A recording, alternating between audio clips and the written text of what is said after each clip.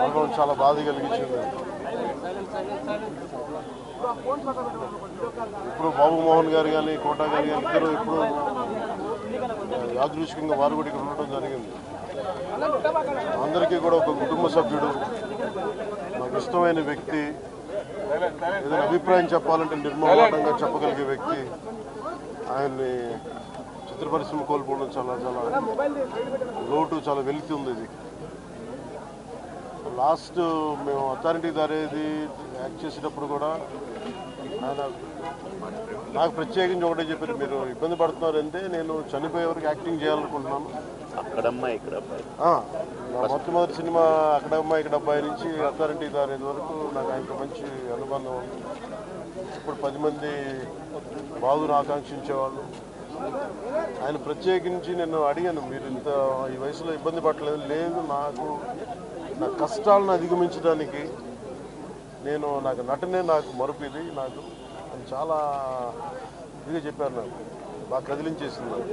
అలాంటి వ్యక్తి ఎంతమంది పరిణి చెందిన నటులు ఉన్నా కానీ ఆయన విశిష్టమైన శైలి, గొప్ప నటులు. ముఖ్యంగా బాబు మోహన్ గారు, ఆయన కాంబినేషన్ మటుకు మేమందరం విపరీతంగా ఎంజాయ్ చేసేవాళ్ళం. అలాంటి వ్యక్తి ఈరోజు మేము కోల్పోవడం నిజంగా చాలా బాధ కలిగించింది. మనస్ఫూర్తిగా వారి కుటుంబ సభ్యులకి మనస్ఫూర్తిగా నా సానుభూతిని తెలియజేస్తూ వారి ఆత్మకి శాంతి చేకూర మనస్ఫూర్తిగా ప్రార్థిస్తున్నాను.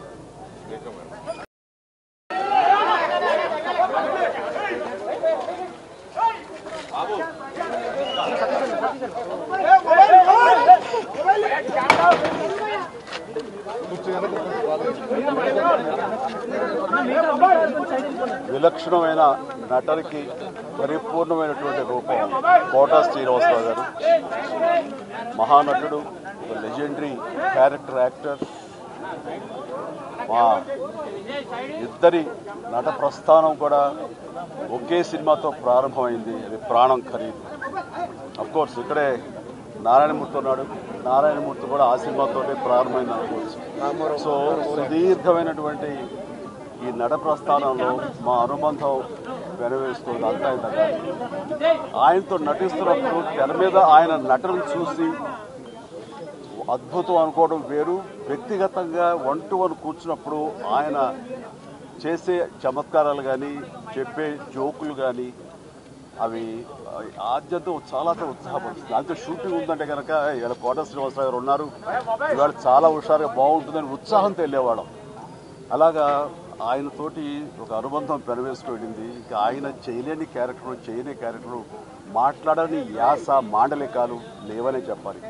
అంతగా పరిపూర్ణమైనటువంటి నటన. నాటక రంగం నుంచి వచ్చి సినిమా రంగంలో తనకంటూ ప్రత్యేకమైన స్థానం ఏర్పరచుకున్నటువంటి గొప్ప నటుడు. ఆయనతోటి నాకు ఎన్నో సినిమాల అనుబంధం ఉంది. ప్రతి సినిమా ఒక్కొక్క అద్భుతమైనటువంటి నాకు ప్రత్యేకం. అండ్ అలాంటి మా కోట శ్రీనివాసరావు గారు ఈ రోజున లేరు అనుకోవటం అనేది నిజంగా చాలా తీరైన లోటు. అండ్ ఇది వాళ్ళ కుటుంబానికి, పరిశ్రమకి తీరైన లోటు. అలాంటి మహానటుడు, అలాంటి వైవిధ్య పాత్రలు పోషించేటటువంటి విలక్షణమైన నటుడు మళ్ళీ వస్తారని అనుకోవడం లేదు. అలాంటి నటుడు మనకు దొరకరేమో కూడా, ఉండరేమో కూడా. అది ఎవరు పూర్తి చేయటువంటి చాలా భారీ నష్టం పరిశ్రమకి. వారి ఆత్మనికి శాంతి చేకూరాలని భగవంతుని ప్రార్థిస్తూ వారి కుటుంబ సభ్యులకి ప్రతి ఒక్కరికి నా ప్రగాఢ సానుభూతిని తెలియజేస్తున్నాను.